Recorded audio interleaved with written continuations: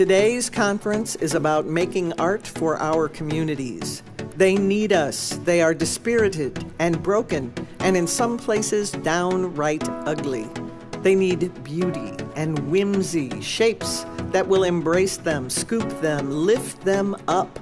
Colors to widen their eyes, brighten their hearts. They need whimsy, surprise, irritation, and delight. We need work that snorts and spits and purrs and laughs and uses language like blankets, language that kicks and coaxes and kisses.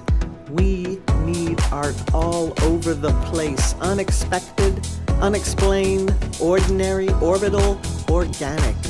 We need to take our art and put it in places to make the difference, to fill the cracks, stand in the gaps, to offer shelter and shade. We need art to move us and to move in us, to connect us like a square dance and leave us as breathless as a tango. This is our chance to dance our way out of our restrictions. Here's hoping in today's work you find some inspiration and sustenance for the work ahead.